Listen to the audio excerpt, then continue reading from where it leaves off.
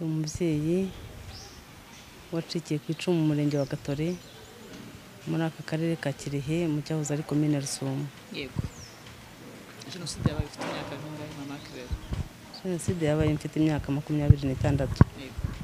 Ukiri umukobwa cyabari bara. Nihuse rero muri mirongo Waje ku Rusumo ari uje ushatse?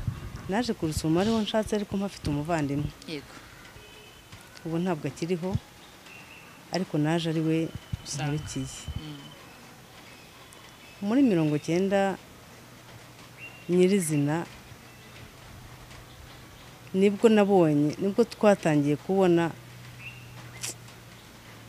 igeragezwa rya jenoside ariko tutarayinjiramo, kubera ko twakuze iwacu dufite ikibazo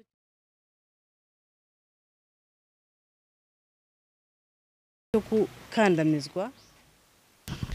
Twongeye kubashimira tubaha ikaze kuri Muraho Rwanda, kandi dukomeza kubwira abanyarwanda bose ndetse n'inshuti z'u Rwanda gukomeza kwibuka twiyubaka muri kino gihe turimo cy'iminsi 100 cyo kwibuka ku nshuro ya 30 jenoside yakorewe abatutsi mu mwaka w'1994. Turacyari muri ya gahunda yacu y'inkuru 100 mu minsi 100. Turacyaherereye mu karere ka Kirehe, turi kumwe n'umubyeyi warokotse jenoside yakorewe abatutsi utuye muri kano karere. Tugiye kumuha umwanya atangire atwibwira ndetse ahita nakomerezaho adutangirire inzira ye y'umusaraba yanyuzemo mu 1994. Muraho neza. Tubahaye ikaze. Murakoze cyane. Nyatwibwira. Nitwa Mukabigena Marie Claire, umubyeyi wacikiye ku icumu mu murenge wa Gatore muri aka karere ka Kirehe mu cyahoze ari komine Rusumo. Yego. Jenoside yabaye ifite imyaka ingahe mama Claire? Jenoside yabaye mfite imyaka 26. Yego. Ukiri umukobwa cyabari bara. Nari narashatse mfite umwana umwe ufite imyaka 3 n'igice. Yego. Rero aka karere ka Kirehe mu murenge wa Gatore mu cyahoze ari komine Rusumo, iyi komine niho hambere mu murenge ntuyemo hatangira ubwicanyi. Subiye inyuma gato aho mvuka ahantu bita Buganza mu cyahoze ari komine Bicumbi,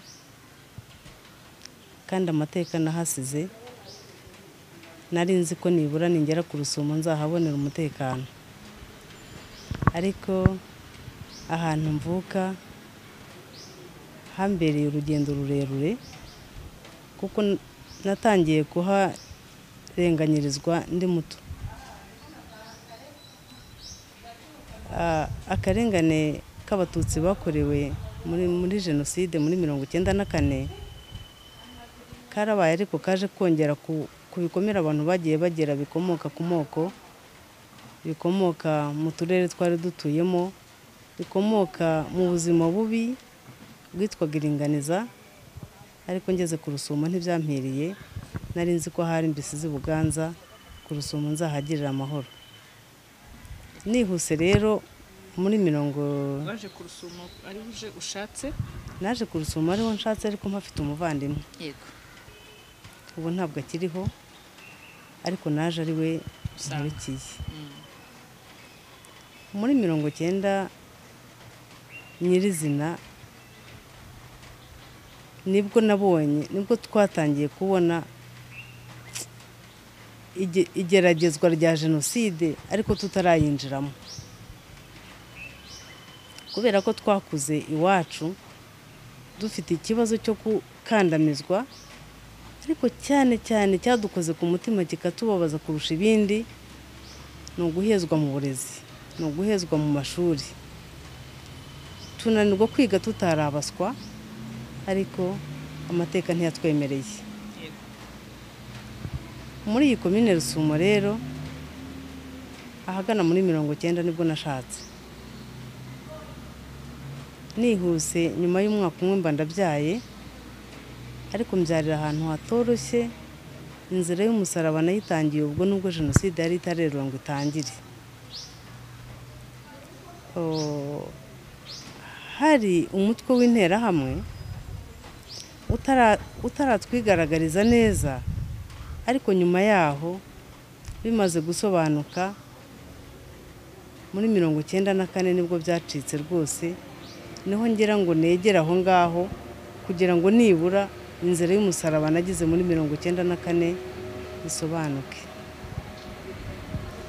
Muri 1994 mu kwezi kwa 4 indege ya Habyarimana imaze kumanuka, twatangiye abitwa Abatutsi kubura umutekano, nubwo tutari tuwufite, ariko noneho Habyarimana indege imaze kumanuka nibwo byasobanutse.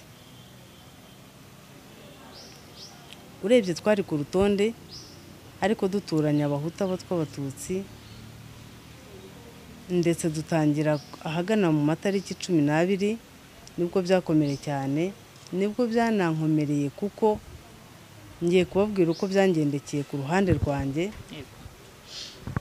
Nari umubyeyi ufite umwana ufite imyaka 3 n'igice, nari umubyeyi ufite indiburi by'umweru 2 ngo ivuke, utwite inda nkuru.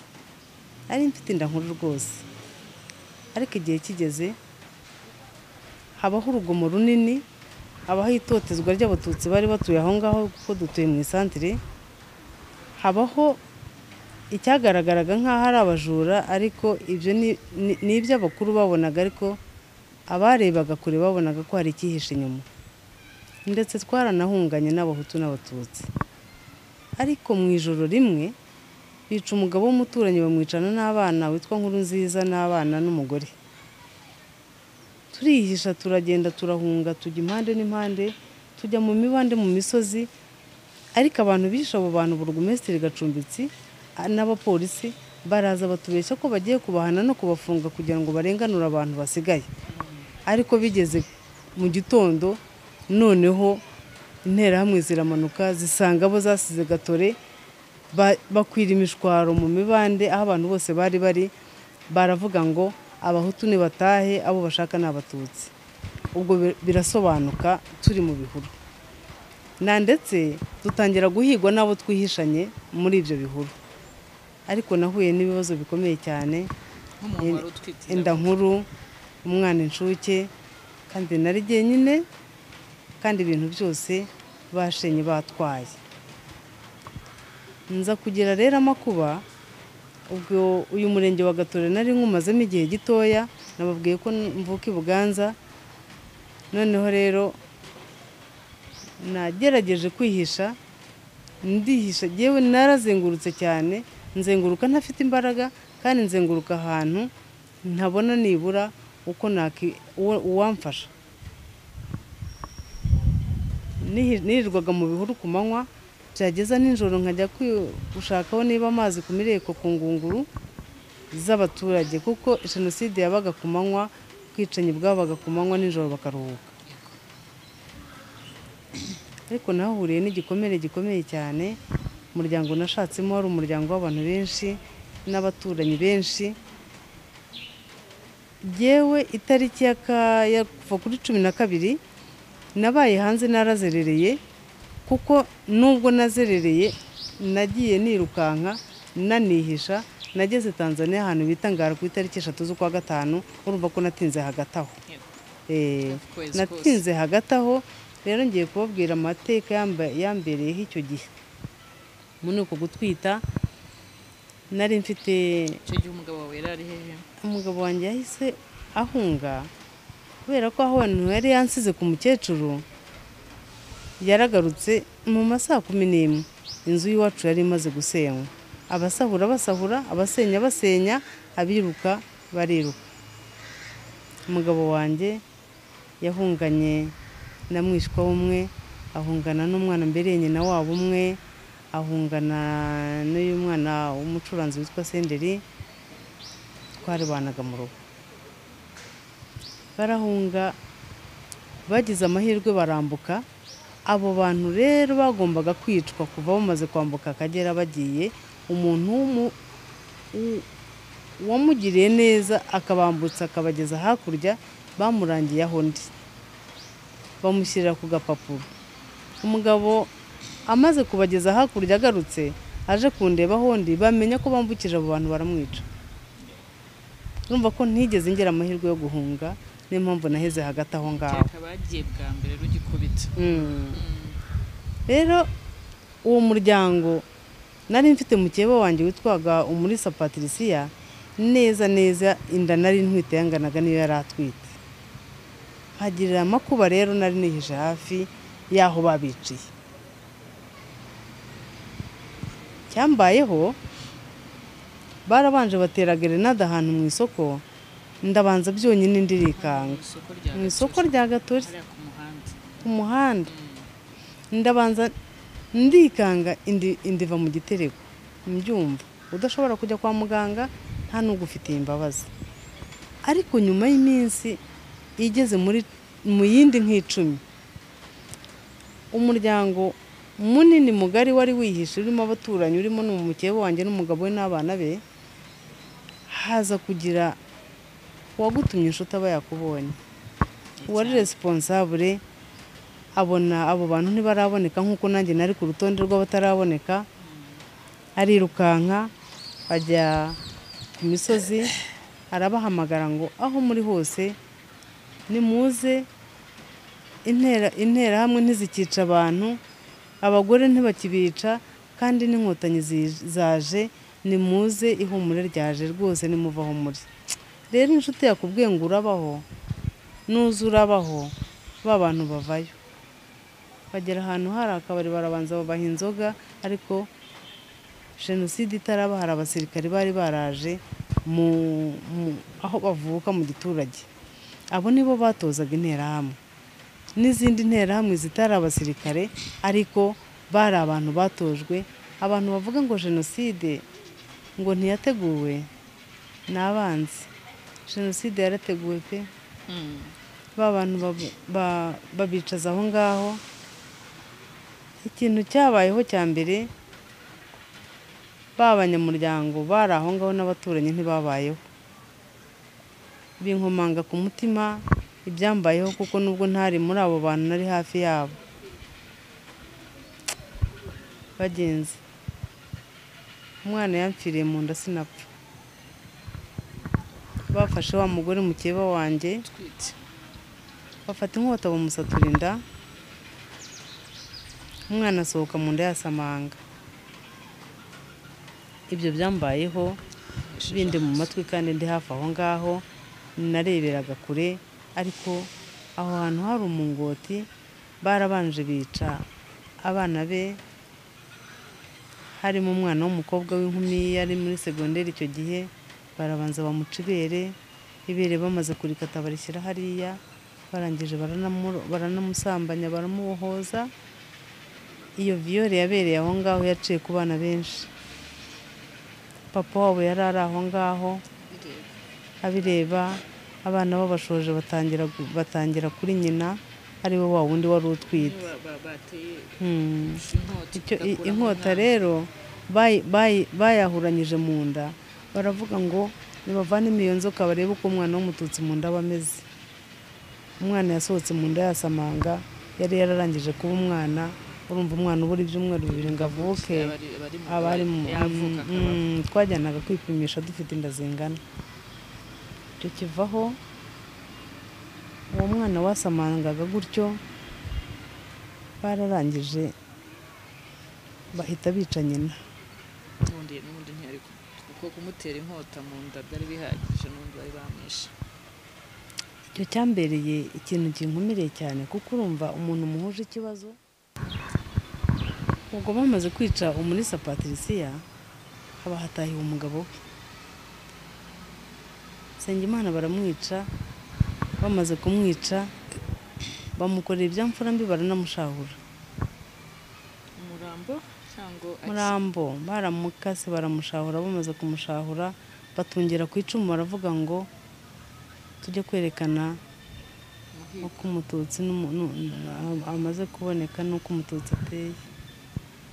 Ariko ikintu cyankozeho kikanzonga, nkavuga ngo nahuye n'amateka ashaririye, nuko bamaze kumushahura bakavuga ngo niyegere umugore we baryamane. kandi ari imirambo ibiri. imirambo ibiri kandi ibyo byose barabikoze, ibyo bashyize ku icumu niko babigeretse ku mugore. Urupfu rubabaje cyane. Ubw'umugabo bashahuye baraje bagashyira ku mugore. Urupfu rubabaje cyane. Barongera bica n'abandi bantu bicaje aho ngaho, aho hantu hapfiriye abantu 24 ndi hafi aho ngaho. Ni urugendo rukomeye udafite umuntu uguhungisha, udafite n'umuntu wahamagara, kuko jenoside yabaye imaze igihe gito mu murenge wa Gatore, nabwiye ko mvuka i Buganza. Igihe kiragera rero, mukuru wanjye nari naraje nkurikiye, anshakira umuntu n'abandi bantu bari baziranye banjyana Tanzania, ariko ngeze hagati inzira ndayibura. Umunsi wa mbere ndagaruka. Jenoside nayigendagenze nk'umuntu wayibabariyemo. Nageze ahantu bita Curazo, akagari ka Curazo, uvuye i Gatore, nkahurira n'amakuba y'abana barenga 40, ko ababyeyi b'Abatutsi bahungaga bicwa umugenda, uwahunganye umwana yaramwijishuraga akamutereka mu rutoki. Nahuye n'urugendo, abana mbageraho nanjye mpetse wa wundi w'imyaka 3 n'igice, mbageraho mfite yanda. Impamba zarashize, abana bari mu mashare, abandi basamanga kubera inzara, abandi bagutegera amaboko utari bubaterure, abandi bagusaba ntacyo ufite. Byabaye urugendo. Rero mu mubabaro mu nzira y'urugendo, narebaga inda mfite, nkareba umwana mpetse, nkabona bose ntazabagezeho kandi naho ngiye ntahazi, kuko Tanzania nari ntahazi. Fata wa mwana mpetse nawe ntereka aho abandi bari.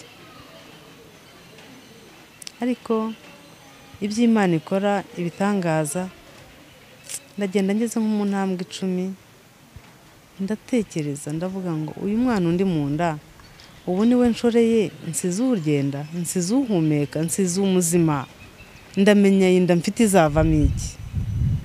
Ndagaruka wa mwana ndongera ndamuterura. Ariko naragiye,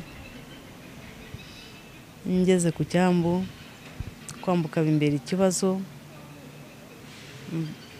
nsangaho abantu bashaka kundoha. Ndababwira ngo umugabo wanjye ni Umuhutu, kandi abagore Abatutsi bashatse Abahutu ntacyo barimo kubatwara, mwambabarira nagenda. Umugabo wawe ninde? Niyitirira umugabo witwaga Karemera, twari duturanye. Noneho ngeze ibyago nsanga umugore we bari bamuzi, ariko ndavuga ngo ndi umugore wa kabiri. Ndambuka, nta mafaranga nari mfite, nta muryango nari mfite inda yanjye n'umwana w'inshuke. Nibwo ngiye kubona mbona Imana yo mu ijuru ingejeje hakurya y'Akagera. Ariko ngeze hakurya y'Akagera, urumva nageze Tanzania ku itariki 3 z'ukwa gatanu, nabibabwiye, nkakubitana n'interahamwe nazo zirimo zihunga zigatore. Kandi niba ari ikintu cyongeye kumbabaza mu buzima, narongeye njya kwicirwa hakurya y'Akagera, kandi nahunze ahantu munsi y'umusozi wo mu Rwanza. Imana irantabara, nkubitana n'abagabo 2, umwe yaratuye hano Nyakarambi, undi yarahacururizaga, ariko ni uw'i Gatore. Banyamurira habo bicanye, ariko neza wageragayo bakugota, bakaguhereza agasuka, ukicukurira ukigeramo. Urwo rupfu narusimbutse gutyo, rwari rungezeho. Ariko ubwo nkiri aho, mbere y'uko nambuka Akagera, wa mwana wo mu nda, kubera ubwoba, guheka, kunanirwa, gusonza, wa mwana yapfiriye mu nda. Narabimenye, narabyumvise. Iyo ubundi intumbi iraremera, iyo umwana amaze gupfa urabyumva araremera. Njye rero ntabwo yavuyemo, nta nubwo yanavutse, ahubwo yanamanutse yicaye mu matako kubera ko uburemere bwe bwatumye yicara mu matako igihe kinini kandi mfite n'urugendo. Naragenze, umwana rero apfira mu nda, ndongera mpura n'umusaraba wo kugera Ngara. Iyo ntumbi nari mfite mu nda nigira inama yo kujya kwa muganga, ariko nagezeyo jenoside irankurikirana, nabwo sinavurwa. Bakavuga ngo abakimbizi b'abatutsi ngo nibo bishe Habyarimana, none ngo baraje.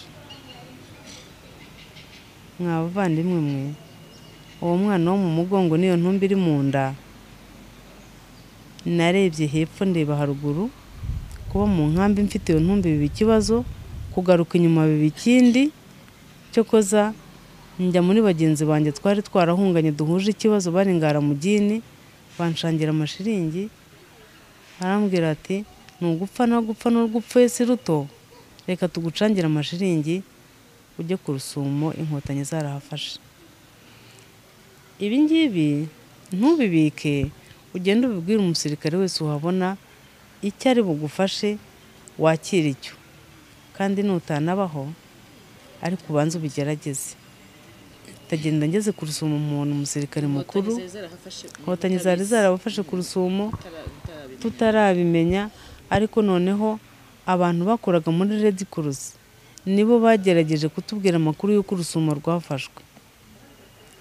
Ngaruka na ya ntumbi mu nda, ntagifite isura y'abantu, buri mwanya nsa n'ugiye gupfa. Ngeze ku Rusumo mbibwiye umusirikare nahasanze, arambwira ati se ubundi bwo ninkureka ukagenda, ninkufasha ukagera i Gahini niho hantu hari ivuriro, inkomere niho zajyaga, abari bafite ibibazo bitandukanye bya jenoside niho bajyaga.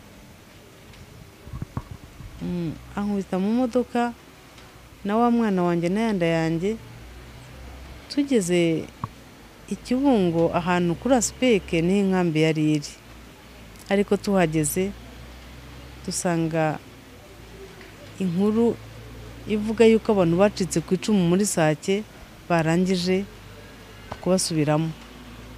Nambwira ati rero umubyeyi we ngo usize hano kubica, bongera kubasubiramo kubatema. Abantu bacitse ku icumu muri Sake barimo bongera kubatemagura, interahamwe zari zikiriyo, noneho basubira inyuma kwica bantu.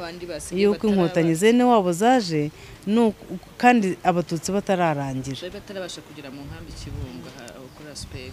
Oya, hari ahantu bari ahantu, kuko inkotanyi zamaraga gufata abantu bakagira ahantu babashyira mu nkambi. Urumva Sake, urumva muri Sake bari bari mu nkambi, ahubwo interahamwe zijyaho inkotanyi zabasize kubica. Rero habaho kujya gutabara abo bantu bo muri Sake bari barimo gutemagurwa, asiga Kibungo na wa mwana. Ariko iby'Imana ikora, Kibungo ntabwo naharenze. Nagiye kugira amahirwe mbona abaganga bakoraga hariya ku bitaro, nta gikoresho, nta rushinge, nta kinini, nta naga. Ababyeyi bankora mu nda, bankuramo wa mwana, buri wese yaciye inzara, ngira ngo icyabashaka kuboneka ni urwembi. Buri wese yaciye inzara, bankuramo wa mwana, muvanamo ibice 12. Urumva yapfuye ngihunga, garuka hariya byari ibice byinshi cyane, tangiye no kubora, bamvanamo ibice 12 ngo byanga kuvamo.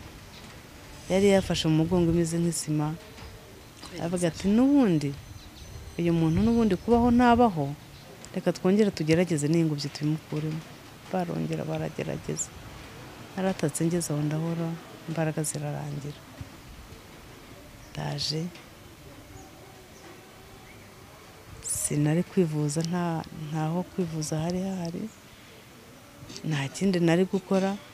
Umuryango wanjye w'abantu bake wari hano Nyakarambi, hari abavandimwe, hari umuvandimwe umwe n'imiryango n'abandi bantu twahuje ikibazo.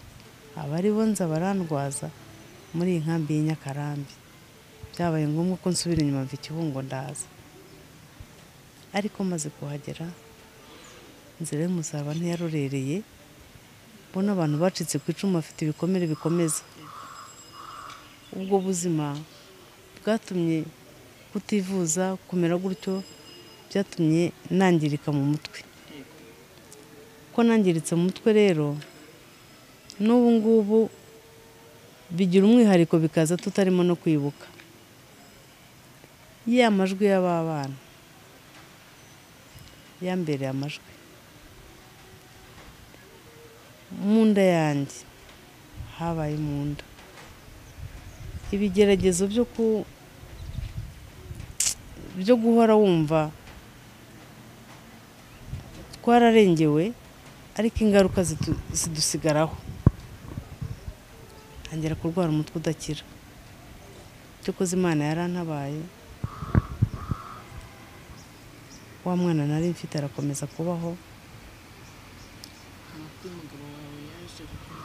Yaje kuba umusirikare aragikora, nawe yarahunze ajya za Burigi, ubwo bagiye gufasha abandi kubohoza igihugu. Rero umwana nari mfite wa wundi w'imyaka 3 n'igice wo nari nasize hahandi, nkongera nkamutwara.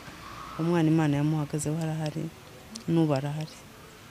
Abandi bana naje kubabona nyuma y'ayo marira yose na nyuma y'ibyo bibazo byose, nubwo bikimfiteho ingaruka ku mubiri wanjye, ku bwonko bwanjye, ariko nabyariyeho n'abandi bana. Naje kugira abandi bana 5 nyuma ya Jenoside, mfite abana 6. Imana yampaye agahenge mfite n'abo bana, ariko mpora mfite ingaruka z'ibyo nabonye muri Jenoside. Yaranzonze Jenoside, aho navutse bararangira, aho nashatse bararangira, ariko Imana indokora gutyo. Leta y'ubumwe yakabyara, inkotanyi zo kabyara, twarokotse atari uko tuzi kwiruka cyane, turokoka atari uko tuzi kwihisha cyane, ahubwo hari Imana yakoreye mu basore b'Abanyarwanda b'inkotanyi, baritanga tubaho. Rwose Imana yo mu gihugu cyo mu ijuru, hari abatagihari, ariko imirimo iribukwa. Nzi neza yuko ijuru bazaribona kuko bitangiye abandi. Harapfuye tubaho, twahuye n'ubuzima bushaririye. Rero niyo mpamvu bijya binanira kurambura intambwe ku ntambwe, bikananira kurambura amateka ku yandi umunsi ku wundi. Iyo ngiye kubirambura ngira ikibazo, ariko hari inzira nagiye nyuramo ziri hagati y'ibyo ngibyo mvuze, mbega hagati aho nahuye na byinshi. Inkuru y'ukwezi kose kuyivuga mu minota 30 ntago byoroshye. Ikindi kandi si uko ntabizi, ariko amagambo akomeretsa, amatwi yanjye yakiriye amagambo menshi, ahubwo abayavugaga sinari mbazi kubera ko rero nari nkigera. Mfite n'amashusho menshi ajya mbaho, mfite n'inkuru nyinshi zitajya zimvamo, narazumviraga mu bwihisho kuko nihishe mu busabusa.